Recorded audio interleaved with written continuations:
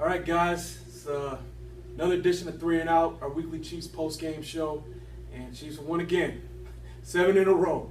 They improved to 8-5 after 1-5 start. Who can believe it? But they improved to 8-5 with a 10-3 win over the San Diego Chargers today on a nice. Well, it wasn't nice, was it? It was real gloomy and wet. It was brutal. But it was yeah. And we got to go face that when we get out of here. But struggle's real. Let's talk about the guys that had to play in it, right?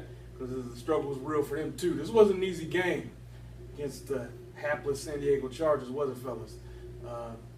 So I want your takeaway from this thing, guys. And I'm gonna actually start with Face Man, Larry Kirkhoff. You guys get the A-team stuff. This is Templeton Peck. Let's go. Give me your takeaway from this thing. All right, I'll start with. I'm just going to pick out a few players here that I thought distinguished themselves today. One, most obvious, is linebacker D Ford. The guy was surprisingly tremendous today. Player of the game, defensive player of the game. I thought 3 sacks, and it wasn't a pass breakup, but a good pass defended at the end to.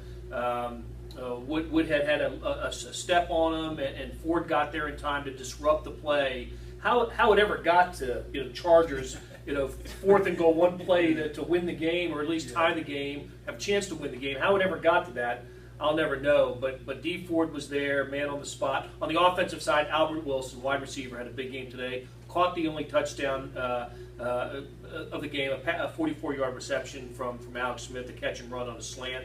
Chiefs caught the Chargers in the wrong defense, took full advantage of it, and on a day when Alex Smith's interception streak came to an end, the next time he threw the ball, it went into the end zone. So, not a great win for the Chiefs, but a win for the Chiefs, 7 in a row. Who'd have thunk? Absolutely. Sam? Alan Mad Mellinger? Yeah. Well, part of the way that it came down to that is that Malcolm Floyd dropped the easiest touchdown pass that anybody could have. But I was struck by, they didn't play that well. On either side, especially on offense, but the defense, if it's possible for a defense to give up 3 points and not be that impressive, I think that's what happened today. But my big takeaway was they won. They won the game, and that's Herm Edwards' thing. That's the most important thing. And I take away some optimism, some hope for a team that cannot play that well and still win a game. And the Chargers are going nowhere and all that stuff, but they found a way to do it. And even more than that, I was impressed going down to the locker room. All those guys, Sean Smith, Jay Howard, Dontari Poe, Alex, everybody I talked to had this, sort of theme of, we really didn't play that well, but we still won, and we got a lot of things to work on. We still need to get better. And that to me is really encouraging, because I think when you go from 1-5 to 8-5, geez, now I think it'd be easy to be like, look, we're going to be in the playoffs probably. That's cool. Let's put our feet up and just kind of sit back and take that. But I don't get that vibe at all from these guys, and that's a really encouraging thing to me, because the Chiefs, everything should be about ending this ridiculous 22-year drought of playoff success, and I think they're in a pretty good position to do that. Is that what your column for tomorrow is about? It is. Right, KansasCity.com. See, it's rubbing off. You got to pimp the product, baby. That's how it goes.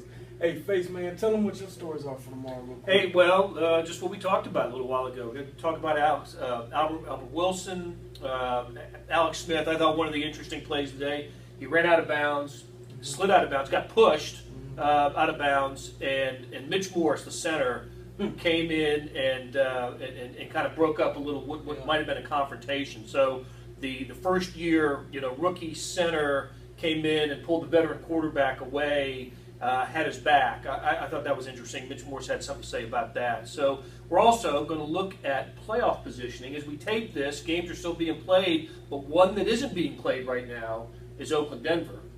Broncos have lost to the Raiders, and that's a 2-game lead that Denver has over Kansas City. If those teams end up tied, Broncos have a tough schedule coming down the stretch. If those teams end up tied, Chiefs have the tiebreaker. So let's interesting how this might play out. Yeah, the Broncos play the Bengals and the Steelers. And then I guess with the Chargers, with Chiefs, with Ravens, Browns, Raiders. Yeah. Okay. All right, Hannibal, I've left you in the Delayed- cold, my delayed man. this. I left you in the cold, I Vahe. was raising my hand in the back of the room, but I've been picked. Hannibal's the captain of the A team, so you get extended time. Let's go. Well, a couple things to refer back to the things you guys all have spoken about, but Albert Wilson. The thing that interests me about Albert Wilson is Chiefs need at least some other dimension of threat. So he did a great thing today with that touchdown. Really showed a burst. Also did a little alligator arm thing later that was part of a sloppy day by the Chiefs. But to me, it's a step forward from a guy who didn't lay out last week, a ball that I think he might have been able to catch in Oakland. And now you see, maybe they can trust him a little bit more. And boy, aren't they a little bit different team if they've got one more tier of guy to go to. And a little bit likewise with D Ford, that's a big step forward today for D Ford. I don't think we should say he's arrived. There's some variables in this day, and the goofiest thing of all, I can't get past this, is his admission that the reason he was offside was that he was looking up at the scoreboard watching his last play. Son, he's not there yet. With 5 seconds left in the game. And look, you'd have to really scrutinize this a little harder than I was able to by breaking down the clock, but the next play the Chargers got off that counted was with 2 seconds left. It maybe is at least a second that they saved with the offside. Yeah. And so had they lost, it's just funny to me, the thin line there between if they had lost, it would be a little bit because of that play, and he was in pretty darn good position on Woodhead, but Woodhead could have made that play too, and we'd be looking at a different narrative about his game. Yep. But it sort of goes back to the whole point of your column. They won. Yeah. All's well that ends well. And especially in the NFL, that's the one thing, man. Like, you play to win. If you win, stories will be positive. The angles will be positive for the most part. If you lose, every single thing we're writing about will have a completely different spin on it. Little tone, yeah. You win is good. You lose is bad. It is what it is. And I'll tell you this. I think 7 in a row. Like, it's hard to imagine. At 1-5, and we're in front of the dumpster. That they'd even have a chance to come back to be 500. And now, like, there's legitimate. Well, you can actually start thinking about 11-5. Like, you can think about it. Like, it's still hard to. They'll be favored. They'll be favored in all the games. Like 10-6 is like, you should expect that. That's completely reasonable to expect. I think it's an indication this team's come a long way mentally too, because this kind of game they could have easily lost. Well, they could have lost. They lost to the Bears earlier this year. This team they lost earlier this year. In like last week's game too, they could have lost that. I mean, we've seen this team fold in tough games like this, where the weather's bad and you've got bad penalties.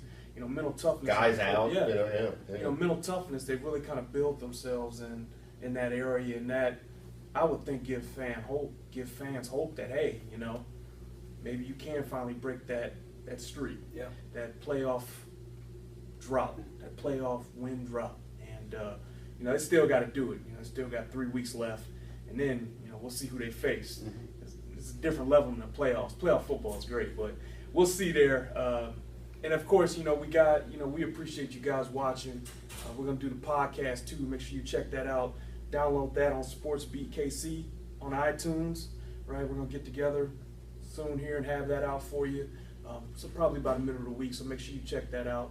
And guys, again, thanks for watching. Thanks for reading. We'll check you out next time. Appreciate it, guys. Take it easy.